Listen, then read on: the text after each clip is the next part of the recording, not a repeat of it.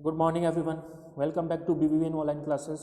हम क्लास 8 में chapter 6 combustion and flame पढ़ रहे हैं। कंबशन एंड फ्लेम में अपन ने पढ़ा कैलोरीफिक वैल्यू। तो बेटा कैलोरीफिक वैल्यू के बारे में मैंने आपको बताया। कैलोरीफिक वैल्यू क्या होता है, जब 1 kg फ्यूल का कंबशन करते हैं तो उससे कितना हीट अपने को मिलता है, उसी हीट के अमाउंट को अपन उस फ्यूल का क्या कहेंगे, कैलोरीफिक वैल्यू। क्या कहेंगे, कैलोरीफिक वैल्यू। ठीक है। और कैलोरीफिक वैल्यू को अपन किस यूनिट में लिखते हैं, किलो जूल पर केजी में। किस यूनिट में लिखते हैं, किलो जूल पर केजी में। तो यहाँ से एक इंपॉर्टेंट क्वेश्चन ये बन सकता है कि कैलोरीफिक वैल्यू क्या है और इसकी यूनिट क्या है। तो इसकी यूनिट क्या होती है बेटा, किलो जूल पर केजी।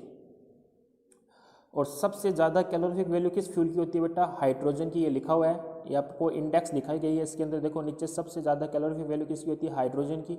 और सबसे कम किसकी होती है, काऊ डंग केक की। फिर आज अपने को पढ़ना है burning of fuels leads to harmful products. जब अपन फ्यूल को जलाते हैं तो इसके पीछे कुछ हार्मफुल अवशेष प्रोडक्ट्स बचते हैं जो अपने लिए और एनवायरनमेंट के लिए हार्मफुल होते हैं, है ना। उसको गंदा करते हैं, उससे कई सी बीमारियां पैदा होती है।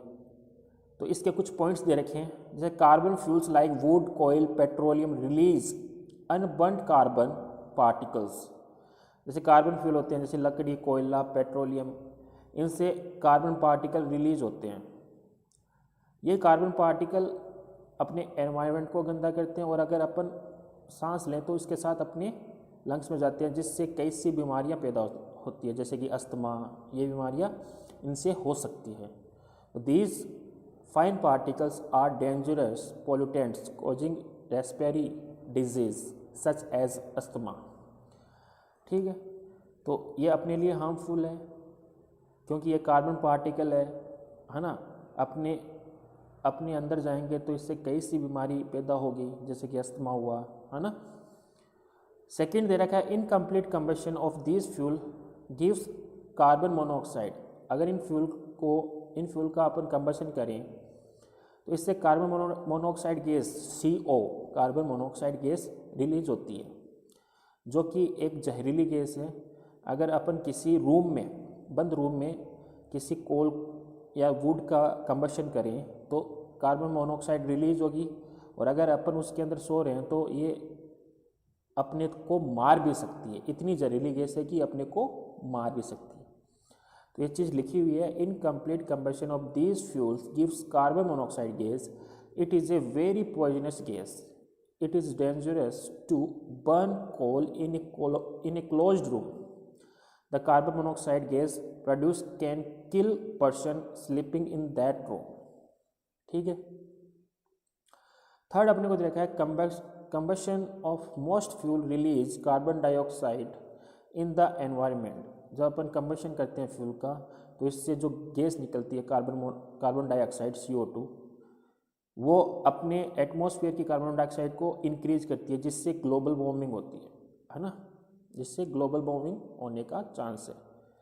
Combustion of most fuel release carbon dioxide in the environment increase concentrations of carbon dioxide in the air is believe to cause global warming. तो ये कार्बन डाइऑक्साइड का कंसंट्रेशन को इंक्रीज करती है, मतलब उसकी वैल्यू को बढ़ाती है, तो जिससे ग्लोबल वार्मिंग के चांस ज़्यादा रहते हैं। ठीक है।